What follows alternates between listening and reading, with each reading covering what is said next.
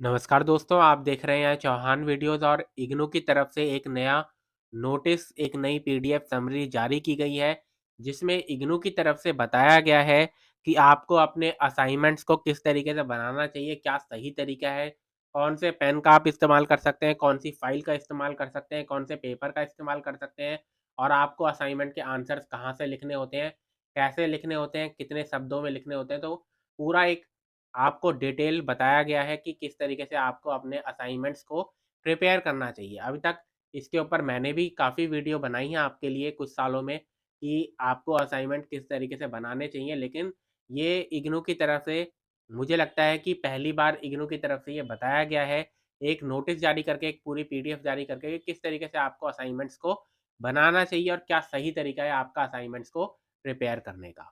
Assignment आप जानते हैं 30% वेटेज होती है। असाइनमेंट्स में आपको ज़्यादा से ज़्यादा मार्क्स लेकर आने चाहिए।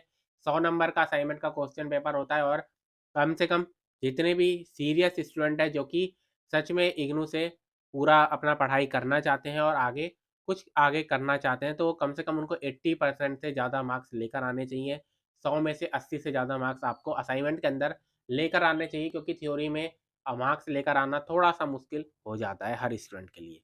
तो आप इस वीडियो को पूरा ज़रूर देखें, अंत तक देखें। अगर आपने अभी तक मेरे चैनल को सब्सक्राइब नहीं किया है और आप इग्नू के स्टूडेंट हैं, तो चैनल को सब्सक्राइब ज़रूर कीजिए। तो अब सीधा वीडियो की शुरुआत करते हैं।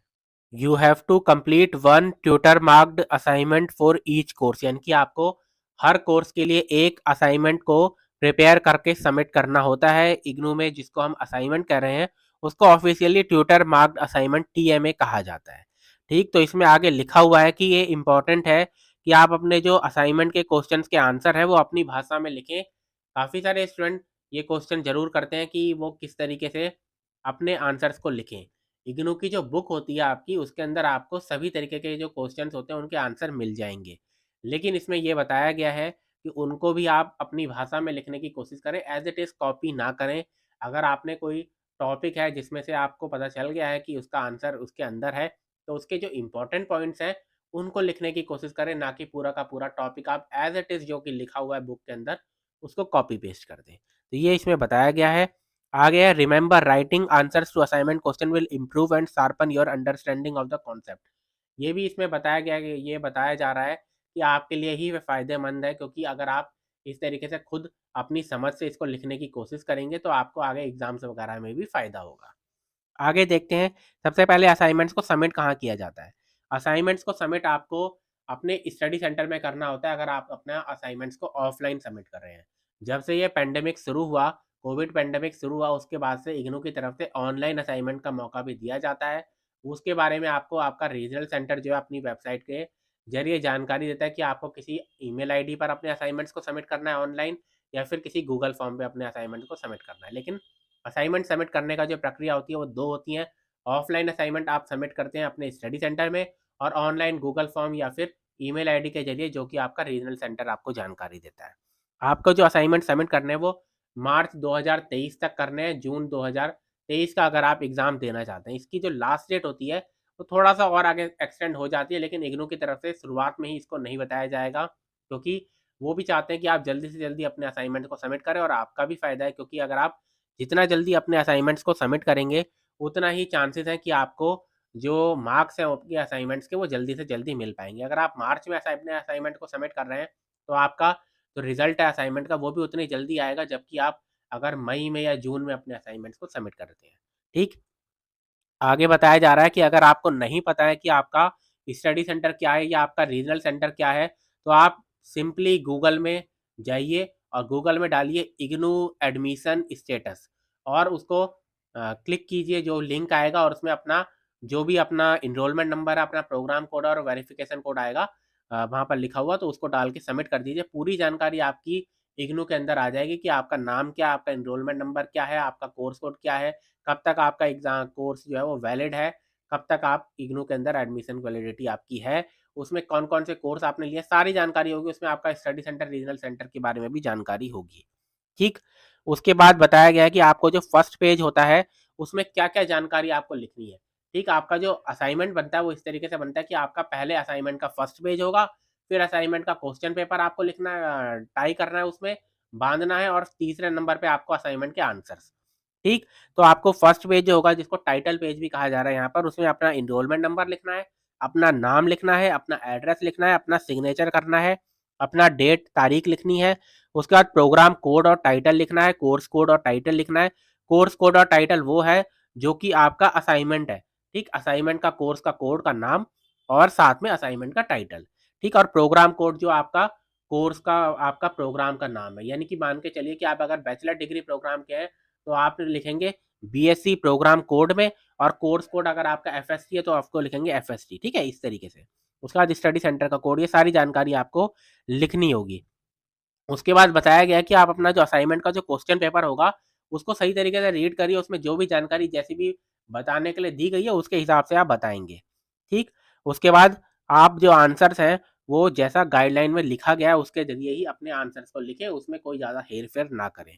उसके बाद आपको कुछ पॉइंट्स को याद रखना चाहिए जब आप अपने असाइनमेंट का आंसर लिखते हैं। काफ़ी इंपॉर्टेंट है, जितने भी स्टूडेंट जानना चाहते हैं असाइनमेंट कैसे बनाएं, असाइनमेंट के आंसर कैसे लिखें, तो इस तरीके से लिखते हैं, इग्नू की तरफ से खुद बताया गया है। सबसे पहले प्लानिंग, यहाँ पर इसमें बताया गया कि आप पहले कुछ पॉइंट जो है वो रफ पेपर में लिखें। जब भी असाइनमेंट बनाना चाहिए आपको तो सीधा ही आप जो फेयर है असाइनमेंट लिखना शुरू ना कर दें। पहले असाइनमेंट का जो एक रफ है आप एक रफ कॉपी में लिख रहे हो उसको कि उसका आंसर ये होना चाहिए, या यहाँ पर से यहाँ पर तक का आंसर जो है ये इंपॉर्टेंट है, इसको मैं लिखूंगा। ये 10 पॉइंट है, ये 5 पॉइंट है जो कि इंपॉर्टेंट है इस आंसर के लिए, इनको मैं लिखूंगा। तो पहले रफ कॉपी में एक बार अपने असाइनमेंट को बना देना चाहिए। ठीक, ये बताया जा रहा है कि इस तरीके से प्लानिंग की जाती है। उसके बाद है organisation, be a little more selective and analytical before drawing up a rough outline of your answer. यानी कि जैसा कि मैंने आपको शुरुआत में ही बताया कि आपको पहले खुद से अपने माइंड के अंदर सोचना है कि ये इसका आंसर यहाँ से यहाँ तक होगा, इसको इस तरीके से मैं लिख दूंगा एज इट इज। आपको किसी कोई टॉपिक होगा, कोई भी क्वेश्चन होता है इग्नू की बुक से ही पूछा जाएगा, वो आपको मिल गया कि इस टॉपिक से पूछा गया है, तो एज इट इज शुरुआत से लेकर एंड तक आप उसको लिखने की जरूरत नहीं है। अगर आप लिखते हैं ऐसा तो आपको पूरे नंबर नहीं मिलेंगे। अगर आपका 10 नंबर का वो क्वेश्चन था तो आप मान के चलिए कि आपको 5 या 5.5 मार्क्स तक ही मिलेंगे अगर आप इस तरीके से सीधा कॉपी पेस्ट कर देते हैं। आपको वो टॉपिक पहले पढ़ना है, उसके बाद उस टॉपिक को पढ़ने के बाद देखिए कि उसमें ये इंपॉर्टेंट पॉइंट्स हैं। 10 लाइनें या 5 लाइनें आपको मिल जाएंगी उसमें इंपॉर्टेंट। उन 5-10 लाइनों को किस तरीके से आपको सही तरीके से ऑर्गेनाइज करना है, उसके आपको मार्क्स मिलेंगे, और उससे पता चलेगा कि आपको 10 में से 9 मार्क्स मिलते हैं या 10 में से 4 मार्क्स मिलते हैं। ठीक, उसके बाद है आपका एक लॉजिकल और कोहेरेंट होना चाहिए। लॉजिकल होना चाहिए आपका आंसर, ऐसा नहीं है कि आपने 10 पॉइंट्स आपको मिल गए और उनको आगे पीछे कुछ भी लिख दिया। ठीक, एक लॉजिकली आपको आंसर लिखने होता है कि पहले ये हुआ था, फिर ये हुआ था, फिर ये हुआ था, फिर ये हुआ था। ठीक, उसके बाद आपको क्लियर कनेक्शन होना चाहिए आपका सेंटेंस और पैराग्राफ में। अगर आप अपना आंसर जो है पैराग्राफ में लिखते हैं और उसमें कुछ कुछ सेंटेंस आपने इस टॉपिक से लिए हैं, तो उनमें एक क्लियर कनेक्शन होना चाहिए कि ये यहाँ पर से पहले यहाँ होता था, फिर उसके बाद इसकी प्रक्रिया को यहाँ पर शुरू किया गया, उसकी प्रक्रिया को यहाँ पर शुरू किया। तो एक पूरा जो सेंटेंस पूरा पैराग्राफ है वो एक लॉजिकली कनेक्शन वाइज होना चाहिए। ठीक, उसके बाद आपने करेक्टली उसको लिखा हो और एक्सप्रेशन स्टाइल और प्रेजेंटेशन सही तरीके से की गई हो। प्रेजेंटेशन करना किसी आंसर को बहुत जरूरी होता है। आप जब आंसर को फाइनली लिखेंगे तो किस तरीके से आपने उसको प्रेजेंट किया है वो जरूरी होता है। आप अपना आंसर को साफ साफ तरीके से लिखें, बहुत ज़्यादा काटा पीटी ना करें। ठीक, ये तब होगा, आप काटा पीटी कम तब होगी जब आप अपना एक बार आंसर को पहले ही रफ कॉपी में लिख पाएंगे कि ये मैंने आंसर को लिख दिया है। पहले ही आप रफ कॉपी में देख लीजिए, रफ कॉपी में तो आप कितनी भी काटा पीटी कर सकते हैं। फिर आपका जो फाइनल एक बन गया है, प्रेजेंट हो गया है, उसको आप यहाँ पर अगर आंसर में लिखेंगे, सीधा फेयर में लिखेंगे, तो आपकी काटा पीटी बहुत कम होगी। आज इसमें वर्ड लिमिट के बारे में भी बताया गया कि आपकी जो भी आंसर की वर्ड लिमिट होती है उसको आपको क्रॉस नहीं करना चाहिए। नॉर्मली ऐसा ही होता है कि आपकी जो भी वर्ड लिमिट इग्नू की तरफ से बताई गई है आंसर को लिखने की, चाहे क्वेश्चन पेपर हो, एग्जाम का क्वेश्चन पेपर हो या फिर असाइनमेंट का क्वेश्चन पेपर हो, तो उसको आप ज़्यादा से ज़्यादा 10% तक क्रॉस कर सकते हैं। मान लीजिए कि अगर 500 वर्ड की लिमिट आपको बताई गई है एक आंसर को लिखने की, तो उसका 10% कितना हो गया, 50 हो गया, यानी कि 550 वर्ड्स तक आप मैक्सिमम उसको लिख सकते हैं। अगर आपको 100 नंबर का कोई आंसर लिखना है, 100 वर्ड्स का कोई आंसर लिखना है, तो उसमें आप ज़्यादा से ज़्यादा उसकी वर्ड लिमिट को 10% एक्सटेंड कर सकते हैं, यानी कि 110 वर्ड, 115 वर्ड्स तक आप उसको लिख दीजिए। तो इस तरीके से बताया गया है। उसके बाद कौन से पेपर का इस्तेमाल करना है, तो उसमें देखें तो यहाँ पर A4 साइज रूल्ड पेपर के बारे में बताया गया है। आप इसके अलावा प्रोजेक्ट पेपर का भी इस्तेमाल कर सकते हैं। काफ़ी सारे स्टूडेंट ऐसे होते हैं जो कि थिक प्रोजेक्ट पेपर होता है, एक मोटा होना चाहिए प्रोजेक्ट पेपर, तो उस प्रोजेक्ट पेपर का इस्तेमाल करते हैं और उसमें भी उनको अच्छे मार्क्स मिलते हैं। तो और A4 साइज़ पेपर जो है, एक स्टैंडर्ड बताया गया कि A4 साइज़ पहले जो है, कुछ साल पहले तक जब आप असाइनमेंट अगर आपने आज से 6-7 साल पहले बनाए होंगे तो उसमें फुल स्केप लिखा रहता था, लेकिन अब फुल स्केप के कॉन्सेप्ट को हटा दिया गया क्योंकि फुल स्केप पेपर अब मिलना बहुत मुश्किल होता है। तो आप A4 साइज़ या फिर प्रोजेक्ट पेपर जो है उसका इस्तेमाल कर सकते हैं, जिसमें आप 4 सेंटीमीटर का मार्जिन जो है वो लेफ्ट साइड पर छोड़ेंगे और नीचे आंसर लिखने के बाद भी थोड़ा-सा जगह जो है छोड़ेंगे। आप एक आंसर लिखने के तुरंत बाद अगला आंसर नहीं लिखेंगे, क्योंकि जो टीचर होता है जब वो चेकिंग करता है उसको भी अपने आंसर का मार्क्स लिखने के लिए जगह चाहिए होती है। तो ज़रूरी है कि आप एक आंसर लिखा आपने, उसके बाद 2-3 लाइन का स्पेस छोड़कर फिर ही अपना आंसर को लिखें आप। उसके बाद लिखा हुआ है कि आप डू नॉट प्रिंट और टाइप द आंसर। आपका जो आंसर होगा वो अपनी खुद की हैंडराइटिंग में होना चाहिए। ये कंपल्सरी है, अगर आपने खुद की हैंडराइटिंग में इसको नहीं लिखा है, उसके बजाय आपने कोई प्रिंटेड पेपर का इस्तेमाल किया है या प्रिंट करवाया है कहीं से, तो आपको कोई मार्क्स नहीं मिलेगा, चाहे आपने कितना ही अच्छा आंसर लिखा हो। ठीक? तो खुद की हैंडराइटिंग में आपको अपने असाइनमेंट को लिखना होता है।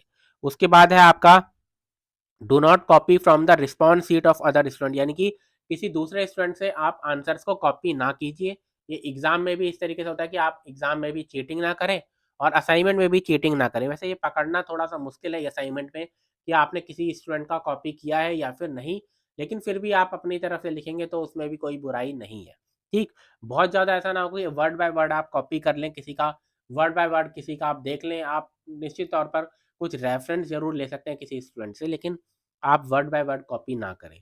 उसके बाद है अपने हर असाइनमेंट को सेपरेटली लिखना है, यानी कि हर असाइनमेंट जो होगा आपका वो सेपरेटली होना चाहिए। आपका एक असाइनमेंट एक सब्जेक्ट का हुआ, दूसरा असाइनमेंट दूसरे सब्जेक्ट का हुआ, उनको अलग-अलग लिखना है, उनका अलग-अलग आपको फर्स्ट पेज भी बनाना पड़ेगा और अलग उनका क्वेश्चन पेपर भी टाइप करना होगा और अलग उनका आंसर भी होंगे। ठीक? उनको फिर अलग-अलग आपको अलग-अलग बिल्कुल जैसे कॉपीज़ होती हैं उस तरीके से बनाना होगा। उनको एक साथ आपके अगर 6 असाइनमेंट है तो एक साथ उन 6 के 6 असाइनमेंट को बाइंड ना करें, उनके 6 के 6 असाइनमेंट्स को एक साथ टाई ना करें, धागे से बाँधे ना, क्योंकि अगर आप ऐसा करते हैं तो आपका असाइनमेंट कैंसल हो जाएगा। 6 असाइनमेंट है तो 6 अलग-अलग असाइनमेंट होंगे वो। उसके बाद आगे बताया गया है कि आपको क्वेश्चन और क्वेश्चन नंबर हर आंसर के लिखने होंगे। आपका जो क्वेश्चन है, क्वेश्चन पेपर आप लगा देंगे तो उतना काफ़ी है, लेकिन क्वेश्चन आपका जो भी आंसर लिखेंगे उसका क्वेश्चन आंसर का नंबर सही तरीके से लिखना होना चाहिए, ताकि इग्नू को कोई भी तरीके से, इग्नू के जो टीचर है उनको कोई तरीके की दिक्कत ना हो आपका आंसर को ढूँढने के लिए। ठीक? ताकि वो देख पाएँ कि क्वेश्चन नंबर 5 है, क्वेश्चन नंबर 5 का ये आंसर नंबर 5 है। ठीक? उसके बाद है after submitting the assignment to the study centre get the acknowledgement from the coordinator. काफ़ी ज़रूरी है ये। काफ़ी सारे स्टूडेंट ऐसे होते हैं कि जो बस सबमिट करके आ गए और उसके बाद फिर उनको बाद में असाइनमेंट के मार्क्स नहीं मिलते, तो काफ़ी दिक्कत का उनको सामना करना पड़ता है। अगर आप ऑनलाइन असाइनमेंट कर रहे हैं तो उस समय भी आप इसका स्क्रीनशॉट लेकर रख लीजिए। ठीक? और अगर आप एक असाइनमेंट को सबमिट कर रहे हैं अपने स्टडी सेंटर में ऑफलाइन, तो एक्नॉलेजमेंट स्लिप कुछ मिलेगी उनकी तरफ से, एक रसीद टाइप की आपको मिलेगी, उसको रख लीजिए। बाद में अगर आपके असाइनमेंट के मार्क्स नहीं आते तो आप स्टडी सेंटर या रीजनल सेंटर जा सकते हो, उस रसीद को लेकर आपको एवरेज मार्क्स दे दिए जाएंगे। उसके बाद है आगे, in case you have requested for a change of study centre.